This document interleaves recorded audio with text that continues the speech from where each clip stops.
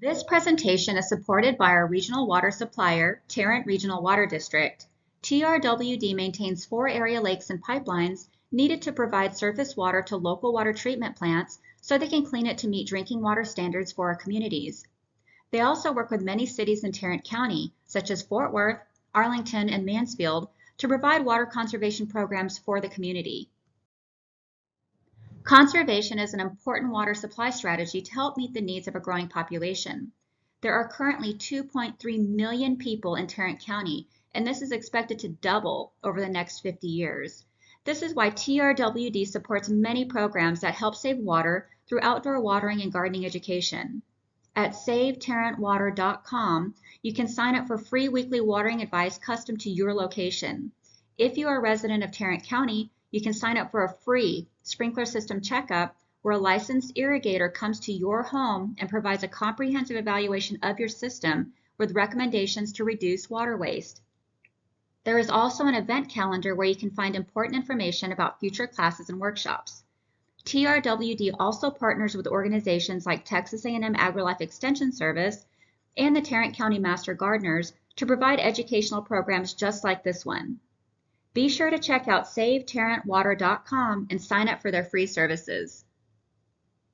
Welcome to our webinar this evening. And again, I'm Donna Smith, a Master Gardener. And I want to give just a little bit of an introduction. As a Master Gardener, our main job is to help educate the public. And so we have the opportunity to take some extensive training in different topics. Well, I always felt like I was a little shy on plant pathology. When we talk about plant pathology, we're talking about viruses, bacteria, fungus, and nematodes. I didn't know a whole lot about those things as the way they interacted with plants. So I wanted to take this training so that I could learn more and be able to answer people's questions. Well, part of my obligation after I took the training is to share this information with the public and with other Master Gardeners. So that's what I'm doing tonight. So I'm going to share my screen, but also I want to put a little disclaimer that I am not a plant pathologist. That is not what I studied. I studied biology, but not plants. And but the content of the presentation tonight is straight from Texas A&M, from their plant pathologist down there at Texas A&M. So the information is good. I just may not be able to answer your questions to your complete satisfaction, but I can give you resources so that you can find those answers. All right, now I'm ready. Sorry about that. All right. Once again, the content credit here is Angelina Bernardi. She is the plant pathologist at Texas A&M. And so we're going to be talking, first of all, what is disease? It's an irritation caused by a biological or an environmental pathogen that hinders normal plant growth. So we're talking bacteria, we're talking fungus, and we're talking viruses, and we're also going to throw nematodes in with this this evening. So causes of a plant disease. We've got what we call our plant disease triangle.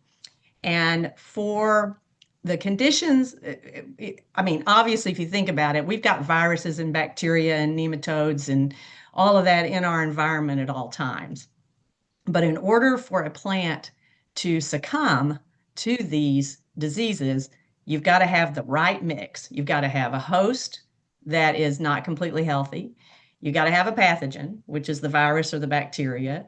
And then you've got environmental issues and concerns. So you have to have all of these things together to be favorable environment for the plant to actually succumb. So you have to have a susceptible host.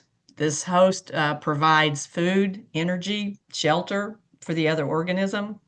You got to have the right environment. As most of you know, we get a lot of funguses when we get weather like we have now, where you have a whole lot of rain in a short amount of time. And then you have to have a pathogen that's present in the environment. Okay, so we have a 6-stage plant disease cycle. So number one, the pathogen is deposited on the host plant. After entering the host, the pathogen begins to parasitize it. The nutritional relationship between the pathogen and the host is infection, and then you get symptoms. The pathogen moves into additional tissues in the plant. The fungi and nematodes can reproduce within days or weeks. Viruses and bacteria is within minutes. And then the products of the pathogen reproduction are dispersed into other plants, other parts of the plant, and the cycle continues. All right, so here's what we're going to talk about. We're going to talk about bacteria, which are single-celled. They enter plants via wounds and natural openings. Viruses, they're acellular, they're parasitic, often spread by insects. Fungi, which is reproduced by spores, and this is the most common plant pathogen. So if you get in a bind and you're on that, phone call, working the help desk, and somebody says, this is my problem, well, 9 times out of 10, it's going to be a fungus problem. And then nematodes, which are structurally more complex. They're more of like a worm because they actually belong to the animal kingdom. Okay, we're going to start with bacteria. They are primitive, particularly compared to nematodes and fungus. They are unicellular microorganisms. They have no subcellular structure. Some of them don't even have a cell wall. And here we have a magnetized picture of a bacterium, and this is under an electron microscope. They reproduce asexual binary fission. In other words, one bacteria will split in the middle and become 2. And under optimal conditions, they're able to divide every 20 minutes. So you get a very rapid buildup of bacteria in a very short period of time. Okay, most plant pathologic bacteria survive in the soil. They can live there in plant residue that's not even living. They also reside in plant residue. That's supposed to be residue, not reside, which also serves to transmit the disease.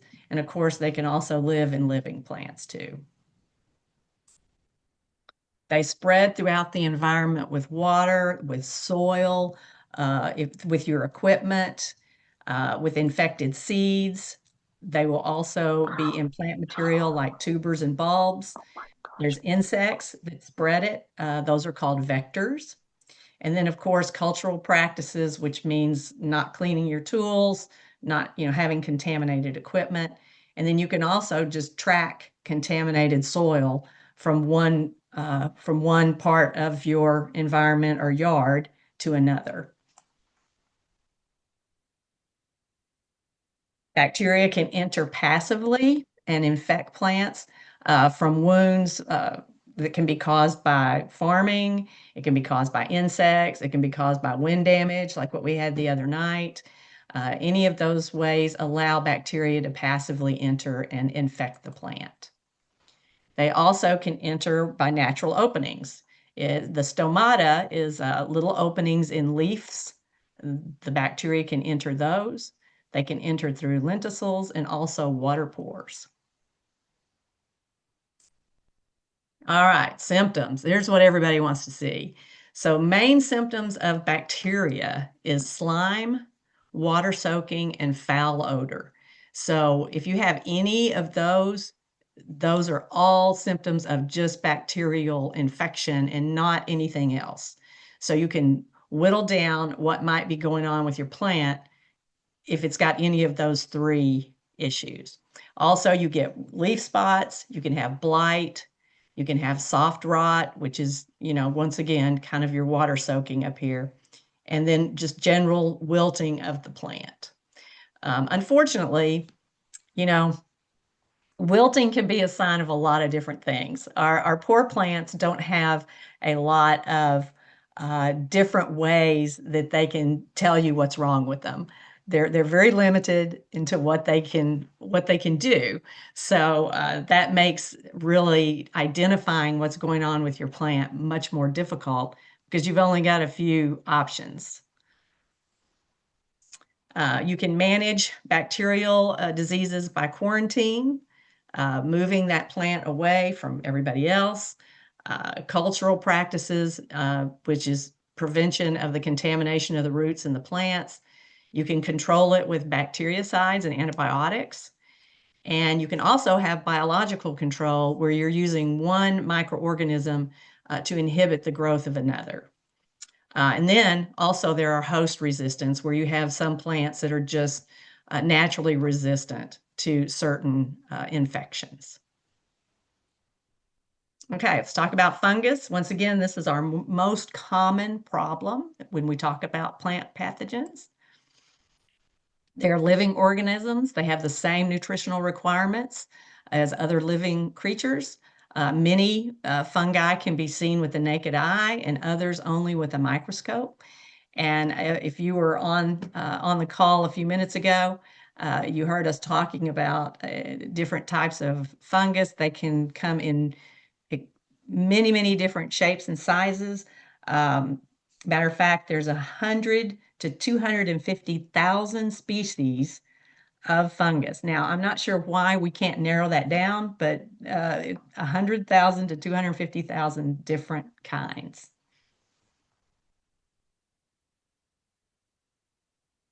So here we have some pictures. We've got late blight on the potato. We've got chestnut blight, and we have Dutch elm disease. These are all caused by fungus.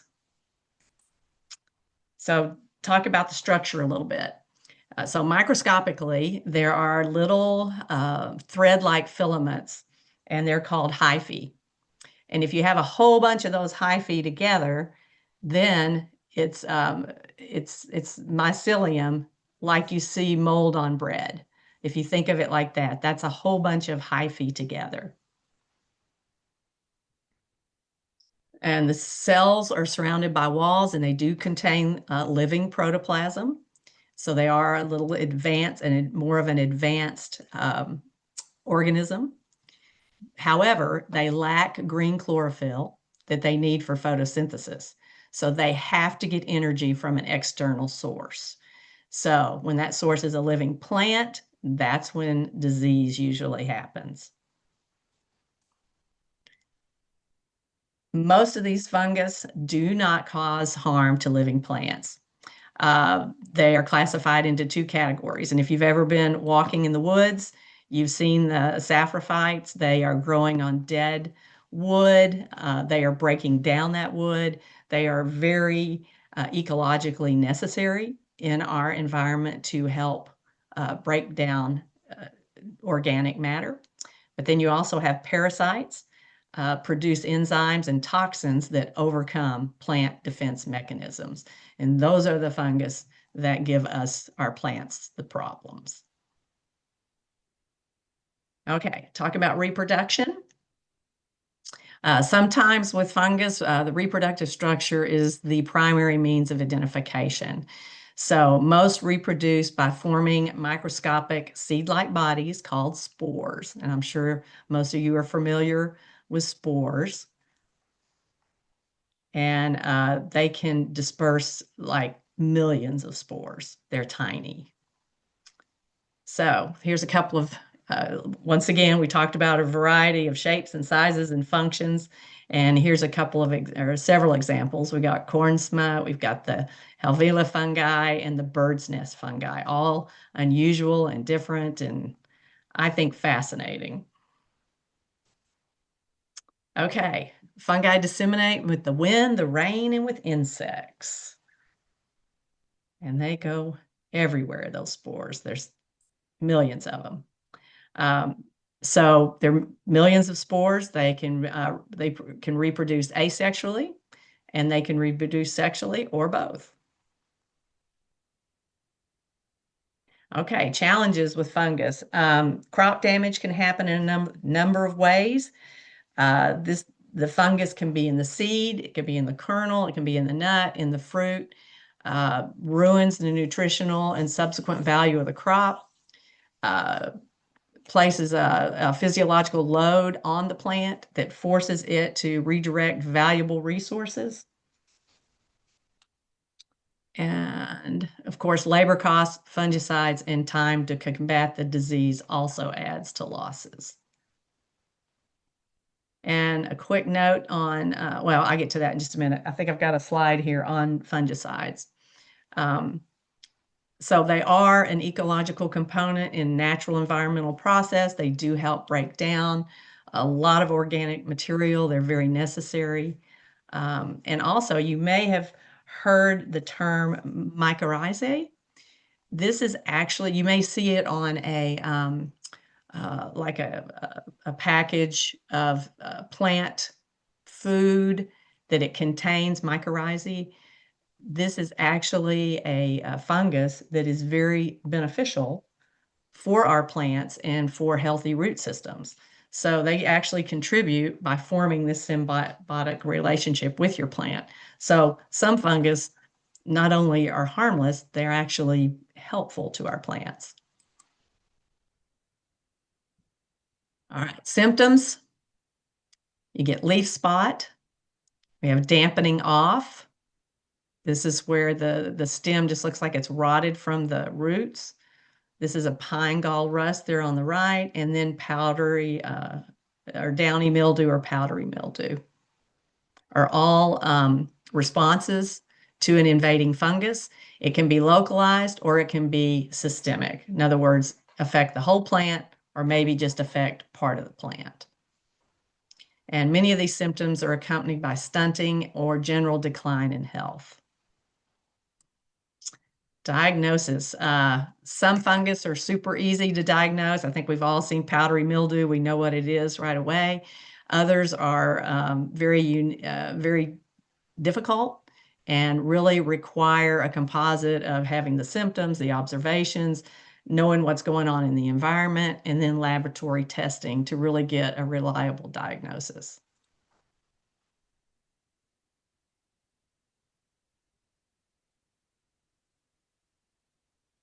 All right, I'm going to do a little case study here that has to do with fungus, and that is oak wilt. So the fungus, and I am not even going to try to pronounce this, Brasilia fagacerium. Anyway, that is the fungus we're dealing with. All oaks are susceptible to this fungus, red oaks more so.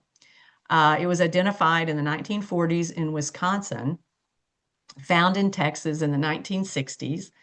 The pathogen penetrates the xylem tissue and prevents water flow. So quick little physiological journey here onto the tree parts. If you think of phloem and xylem, phloem flows down. So that part of the tree takes the energy from the leaves and goes down. The xylem takes water from the roots and goes up. So this particular virus attacks that xylem tissue and prevents water flow to the tree. And the fungus is actually carried by a vector. It's a sap-feeding beetle, and it is the size of a pinhead. So it is very tiny, and it is attracted to fresh wounds in the tree. All right, we're going to talk about red oaks first. The tree leaves change color at the wrong time of the year. This is called bronzing. You can see in those leaves. There is no treatment for red oaks once they have once the fungus attacks it. And many times you'll have a fungal mat. And that's what you see here underneath the bark of the tree. So within a few months after the tree has been infected, you will be able to see a fungal mat. And that would let you know that the tree has been infected and there is no treatment. It will have to be taken down and disposed of. Now, with live oaks, it's a little bit different. So you can see the leaves have a little different look, particularly in the leaf vein. It's like really bronzy right in the leaf vein. That's very characteristic of this of oak wilt. The tree can begin to defoliate within about 6 months of infection. However, with live oak, it can take several years sometimes for the tree to totally succumb. Live oaks can be treated. However, the fungicide is really better as a preventative if you have a live oak nearby that has got oak wilt, then to treat the other ones who don't have it yet, it works a lot better. And there's a picture there of the little beetle that carries the fungus in the larval stage and as an adult. So how do we stop this oak wilt? You need to clean your tools, very important. Only prune oaks from July 1 until September 1, and then after the first hard freeze to February 1st. And really that second time frame is the best. Use pruning paint as soon as possible after a cut. It does not have to be any kind of special pruning paint. It can really be any paint that you have in your garage. Spray paint, latex, oil-based, whatever you have will work. You need to burn or bury infected wood immediately and know where your stored firewood came from. Don't be an unsuspecting spreader of this disease. It has been really devastating in certain parts of Tarrant County and Parker County. All righty, I'm going to take a sip of water and we're going to talk about viruses. And after our pandemic, I'm sure everybody out there is pretty familiar with what the virus looks like and probably want to know more about, you probably know more about viruses than you ever wanted to know. But we're going to have a little refresher. Viruses are made up of a protein coat that contains the genetic material. That's the DNA and the RNA. They don't have any cellular structure and they can vary in shape. These are so tiny, they could only be seen with an electron microscope. So very, very, very small. They're also not a complete organism. So they cannot make its own energy. They can't reproduce by themselves. They have to have a host for survival. Okay, they are transmitted once again by infected seed or pollen. They can be a biological vector, which is an insect, and also from grafting between infected and healthy plants. Once the virus has to have host DNA to reproduce itself. It cannot reproduce on its own. So it has to have a host. It can fill a cell with hundreds of thousands of copies of its particles. And it can also make proteins that trick the host into transporting that infectious material from the infected cells to healthy cells. There's a wide range of symptoms. A lot of times, viral symptoms will mimic a nutrient deficiency. So, it's very difficult to be able to tell, well, is this a virus or, do I need more copper? Do I need iron? So it's very difficult to tell sometimes. Usually it can be either local or systemic. And it usually will also show up as a reduction in the yield of your crop or the plant will look misshapen. And you'll have, here's a good example of the fruit. It just won't look quite right. You could have stunting of the plant, mottling, or mosaic leaves are all symptoms of virus. But we also get kind of these same symptoms with some other things. Also, you can get chlorosis, which is yellowing of the leaves, chlorotic spots, once again, yellowing, genetic defects in the seeds, and just an alternation of the growth habit. The plant just doesn't grow like it's supposed to. All right, so diagnosis, check for the symptoms that we've previously shown, and then eliminate other potential causes such as insect damage, nutritional problems, before assuming that the plant is infected with a virus. Unfortunately, as you probably know, viruses are not curable. So once a plant is infected with the virus, it's usually not a good ending. So for diagnosis, you have to have electron microscopy to look at to see if it's a virus. You can do serological testing. And of course, there's molecular biology tools that you can also detect a virus nucleic acids. But all of those things require sending a sample to the plant pathology lab, and there is one at Texas A&M, and we're going to talk about that too, so that you know how to do that and what all is involved in that. Okay, management. Well, use virus-free seeds and stocks. Now, I'm not quite sure how you're going to know they're virus-free, but if you have a good supplier that you trust, hopefully they know that they're virus-free. Keep your equipment and materials clean. We've been talking, this is really important. You know, we talk about this all the time, and I think all of us get lax about that, and we don't clean our tools like we should. Rotating crops helps, and remove those infected plants as soon as you know that this is probably a virus and we need to get rid of the plant. And you can also apply pesticides to help control any vectors that would be carrying the virus. So there are some resistant varieties of plants that just inherently resist the viruses. Cross protection is the same as like vaccinated. And some plants are infected with a mild strain of the virus so that they build up a resistance, just like people do. And also, some viruses can be eliminated with heat treatment. Okay, we've got a case study. We're going to talk about rose rosette because this is caused by a virus. It's the Amara virus. Rose rosette was first reported in Canada in 1940. The symptoms appeared in the US in 41. It has been identified in 25 states, and it's been present in Texas since 1990, and there is no known cure.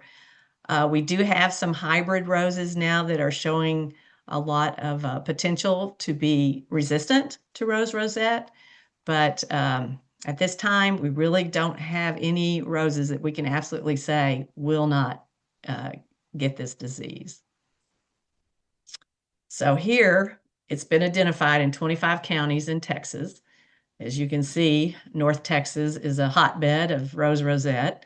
It was very tragic when rose rosette first got here, and we did lose every single rose in the Botanic Garden. It was quite a tragedy. And even now, I'm super hesitant to plant any roses, just simply because rose rosette is just devastating. So here's the little mite that carries this virus, and it's 50 microns wide, which is half of a human hair. So this is a little bitty mite. He occupies the floral tissue, feeds on new growth. He has a needle-like mouth, and he transfers the virus via saliva. And then it spreads to other roses via wind or other insects. This little mite cannot fly, so it really is limited to the rose bushes that are right around it. So if you have a rose bush out there in the middle of nowhere, you might have a good chance of not getting rose rosette. Okay, let me see if I can make this work. I'm hoping. So here's our symptoms. So witch's broom, so there we have that. We have reddening of the new growth, abundance of unusual thorns, really thick, and thickened canes. So that is the symptoms that you're going to see, really quite easy to identify. Once you see it, you will know it. And now we're going to talk about nematodes. Oh, and rose rosette, I think I said, is not curable. You have to remove that rose bush and dispose of it. You cannot treat it in any way. And the longer it is there, the more chance that you're going to infect other rose bushes. So you need to remove it immediately. Okay, nematodes. Nematodes is a little different. I was kind of surprised in this class that they included nematodes because they are an animal.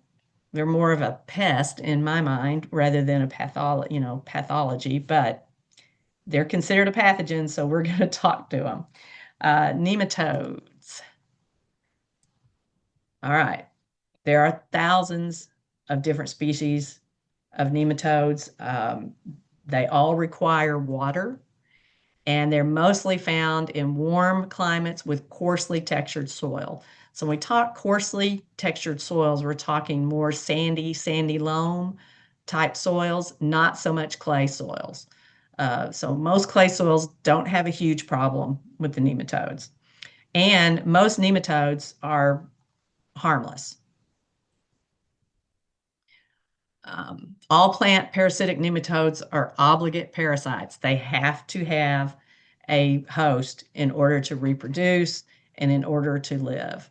And they have a broad range of hosts that they can use.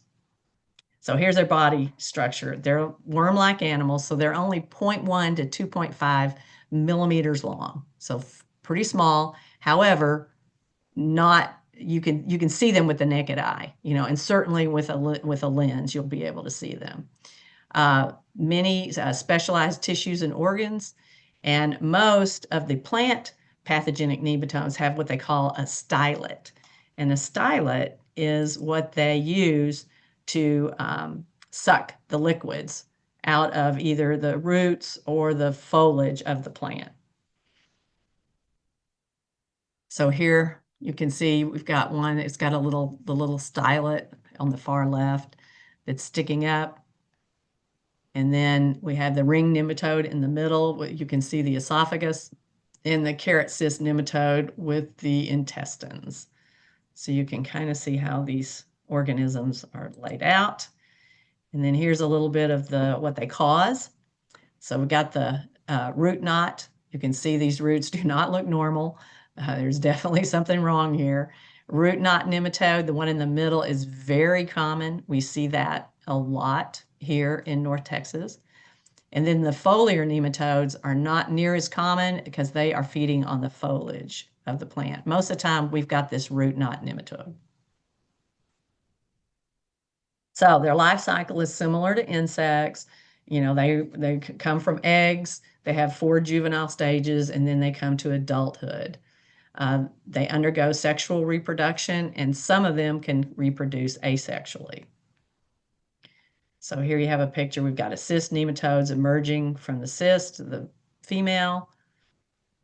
We've got eggs here hatching, and then another cyst nematodes in egg cases, and then here they are coming out of the egg case.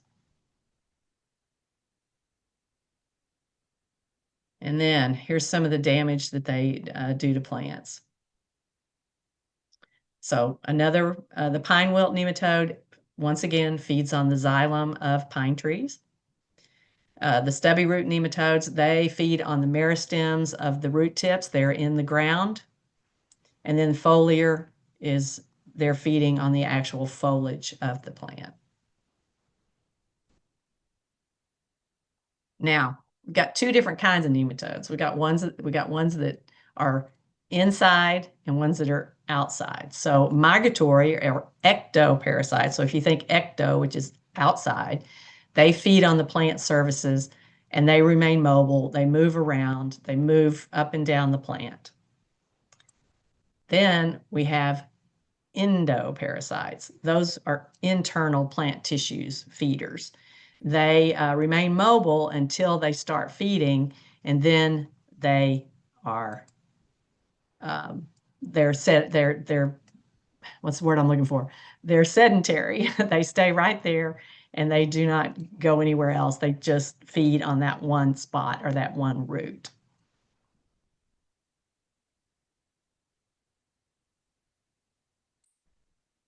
Okay, symptoms. Most common is chlorosis and general stunting. Of course, if you recall, that's kind of the same symptoms we were talking about with viruses. So it's sometimes hard to tell. Affected plants usually distributed in irregular and patchy patterns. And plant death only occurs in most severe cases. Usually they are, the plant is just stunted and it just doesn't produce well, but it doesn't necessarily, kill the plant.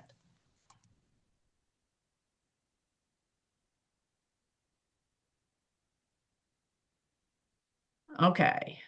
To diagnose it, you got to have soil and root samples, which are usually to determine the numbers and the species of the nematodes present. Exceptions is the root knot nematode. That one is very obvious because you can see it on the roots, the galls. Cyst nematodes can also be seen on the root surface with a hand lens. So those are pretty easy to diagnose. Management. Okay, rotate your crops. Treatment of the soil with nematicides. However, some of these nematicides are not available for homeowners, and there are certain plants that control or help control nematodes, including French marigolds, castor beans, and asparagus. So all of those plants can help control nematodes. Additionally, there is a correlation between the number of knots when you saw those knot nematodes and the severity of the infestation. So the more knots you have on the roots, the worse your infestation is. And the eggs of these guys can lay dormant for years. All you have to do is add water, and they are right back at it. Okay, so that kind of concludes this part of the talk, but I am going to tell you a little bit about the plant clinic this is the plant pathology lab that's at Texas A&M. I did send in a plant sample so that I, knew how it worked and how long it took. And I'm going to leave this slide up for just a few minutes, but if you go to the plantclinic.tamu.edu, there they have the diagnostic form, and you can fill that out, and you have all the information that it asks for. It's a rather lengthy form. You pay your money, and you send it off in a box, and they tell you exactly how to package your sample. And it took about 5 days to get my results back. Say, Donna, this is Teresa. I'm sorry for interrupting you. No, go ahead. But we just had a question on what are the 3 plants again that you just mentioned? Oh, they are asparagus, castor beans, and French marigolds Okay, thank you. that can help with those nematodes. Okay, and has everybody got this information? I'm going to stop sharing for a sec, maybe. Okay, so, and I don't know if you can see this or not. I'm acting like my grandchild. But this is the plant pathology form, and it is rather long, as you can see, but it tells you exactly how to send your sample in. And but hopefully this presentation would help you narrow down what you're looking at. Is it a bacteria? Is it a fungus? Is it a virus? And if you can at least narrow it down, it might give you an idea of a way to control it. Any other questions? I don't see any more right now. No, I know this is a heavy subject, Well, here's another one that just popped up. Okay, it's hard to have humor. Nematodes sold in the garden center for grub control. Do these nematodes also cause damage to the grass and plants? No. Okay. No, there's only a few nematodes that really cause problems in our plants. And there are some nematodes that are actually quite, just like some funguses, that are actually quite beneficial to our plants.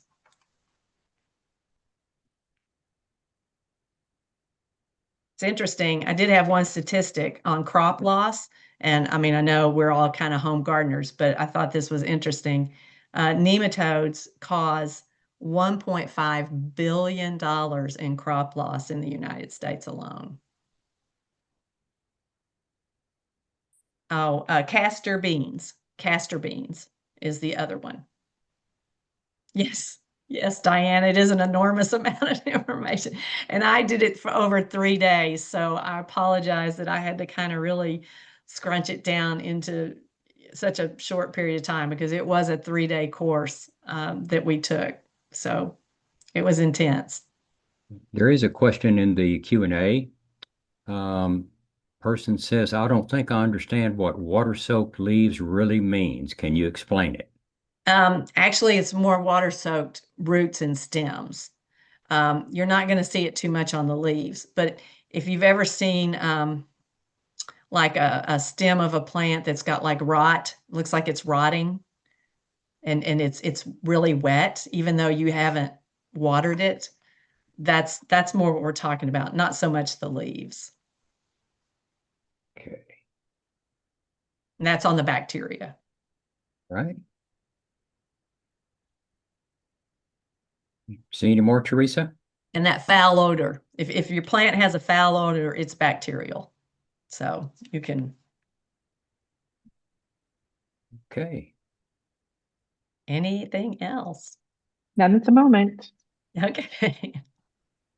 I hope you all had coffee before you joined. You might have needed it. There are some others showing up in the Q&A. Okay. Yep. Does, Here's one. Does bacteria turn roots into a green, slimy goo? Yes, more than likely, yes. And will this presentation be available later? Yes. Okay. Yes, Nancy is going to send it out. That's my understanding. yeah, she will convert it to a YouTube video, whichever one. In fact, everyone that even registered will get a copy of it. Yeah. Okay, and you'll also get an evaluation form, so please fill that out for us too. Yes, please. And I am working on, Nancy and I are going to work on some potential handouts to go with the link to the presentation. But we're going to have to massage those a little bit and get them into a little bit more concise form.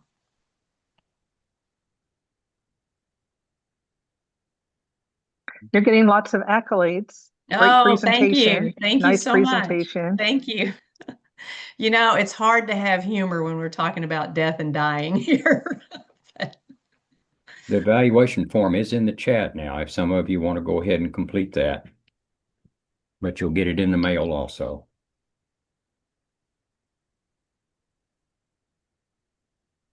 We're glad you covered that topic. Wait, that's Oh, not what thank we see very often.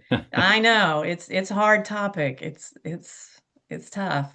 I mean, the bad thing is it's really hard to diagnose some of these things. And that's where you're just going to have to use the plant diagnostic form, send it off to the lab and just see what you've got. And what's nice too, they will give you suggestions on what to use, what chemical to use, or what to do to cure your problem. So they include that also in their report.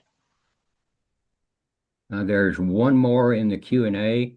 If animals get into a garden and eat portions of plants, should the plant, maybe like lettuce, be removed due to the fungus or bacteria? I don't know. That's a good question.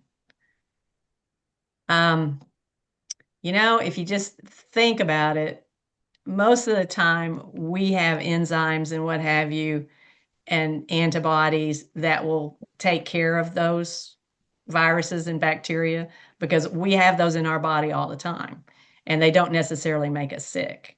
So I think it probably would be okay, but not positive, just thinking it through. Our plants and our plants get attacked by viruses and bacteria too. And if they're healthy, usually they can fend those off. It's only when they're, compromised or injured in some way that they can succumb to some of these pathogens. One person said they used Decanil for early blight on their tomatoes, but got major early blight anyway. Do you have any experience with Decanil? That's a fungicide, I believe. Uh-huh. Okay, fungicides are, for the most part, are more like suppressants. They're not really, they don't completely solve the problem. They are suppressing the fungus. And so you have to be so diligent at spraying on a regular basis and really keeping up with it. Fungus is tough. The good news about fungus is that it usually doesn't kill the plant. Okay. So, Dick, we had one person, Faye, who raised her hand. We've asked her to unmute. Faye, do you have a question? yeah, Faye. Faye, if you'll unmute, you can ask your question.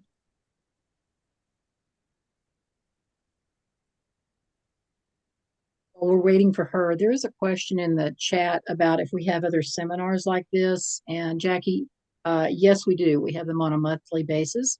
And if you will, you can subscribe also to our TCMGA or Tarrant County Master Gardener YouTube.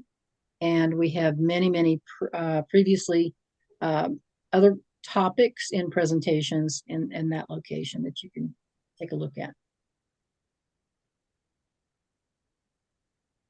Okay. Faye, are you able to unmute? She has. She's unmuted. Okay. Do you have a question? Somebody wanted to know if you're planning on actually teaching the advanced training course in Oh, plant. no. Oh, no.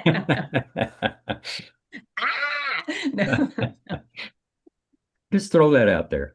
Yeah, whatever. I don't It was think a so. lot of information, That very would be a well lot, presented. yeah. So thank you, It's- Donna. You're welcome. You're most welcome. I did think it was important information. I mean, I do feel more confident now that I can talk to people on the helpline and at least kind of give them some direction. If they send me a picture, I have a little more confidence that I can be like, okay, yeah, that's not that, it's not that, I can rule things out. But it's still, it's hard. I mean, pathogens are tough. They are tough. And part of it is our poor plants just don't have a whole lot of range of symptoms. So there's a lot of different things that that can cause chlorosis, right? Sue Kelly had her hand raised, and Sue, you should Yes. talk. I put this in the Q&A, and I was afraid we were going to go by it. I was curious about a remark somebody made about nematodes and treating grub worms. How does that work? How do you do that? I don't know. Okay, shoot. I know, but I do know that there are some beneficial nematodes. Okay, I know they exist, but how that works, I have no idea. I okay, mean, it probably falls in that category of, a beneficial insect, like having ladybugs for aphids, right? right. Something, that kind of relationship, but I don't know the specifics. Okay, thank you. Very good presentation. Thank you, Sue. Thank you. Somebody wanted to be sure they got a link of the YouTube video. And like I said earlier, everyone will receive a link where you can watch this YouTube video and watch Yep. this presentation again. And the form to fill out about the class, there should be a link in the chat, and you will also receive one if you register for the class. And somebody asked about powdery mildew, which I know is probably going to be a big problem here in the next few days All our with all the rain. rain we've had. Powdery mildew is not going to kill your plant. It doesn't look good, but if it's on a ornamental plant, like I'm trying to think, there's a couple of plants that are really susceptible to powder, besides roses, that are really susceptible to it. The phlox, for instance, summer phlox is kind of susceptible. What I would probably do is you can thin it out. You can just remove those leaves that have the powdery mildew on them, and your plant's going to be fine. It just doesn't look very pretty, but it's not going to kill it. Beneficial nematodes take special timing and application, and you can get it from Russell Feed. As far as Deborah. I assume that's for the Grubworms. grubworm. Yeah, thank you. Deborah Tatum raised her hand. She's been asked to unmute. Yes, I unmuted. Can you hear me? Yes. Yeah. Yes. Okay, great. The form did you say it was at the end of the question and answer? Oh, okay. The plant disease form, the one Right. that you send to, okay. No, I did not have that one. But if you, okay, at the end of the presentation, if you go to plantclinic.tamu, that's it, right? Oh, okay. Yeah, plantclinic.tamu. They have the form right there, and you can download it, print it, fill it out. They actually have a fillable form on there too that you don't even have to print out. You just fill it on your computer, and then you have to package up your sample with your check. Or at Texas A&M, they also have like a payment center where you can go on and pay online, and then you don't have to send a check with your sample. Then you just send the sample with your name and everything on it, so they know what sample it is. But I did get my results within about 5 days. Okay. The follow-up is, how much do y'all trust Google Lens? Not a lot. I don't know. Anybody else want to address that? I'm with you there, Donna. You have to have some knowledge of it before you can trust Google I Lens. agree. Or Yeah. any of Okay. those apps that take a picture and tell you how to save the world. I tested one the other day with a dandelion that told me it was crabgrass. I was like, really? What? I took a picture and the things that it brought up, I said it was as a Cherokee purple with early blight. But anyway, other things look like that. But thank you so much. I've enjoyed this. Oh, thank you. Yeah. And the other problem too with Google Lens and pathogens is, I mean, part of your diagnosis is going to be knowing the environment, knowing where that plant is and what, it's like, I think you have to have that empirical information in order to be able to help your diagnosis. And Google Lens doesn't have that. Okay. I don't know about expertise, but I appreciate the compliment. You did a great job. Yeah. Lots It of was information. enjoyable. Yeah, lots of good stuff. Yeah. And hopefully, you took away enough where you can be knowledgeable enough to be dangerous. Okay.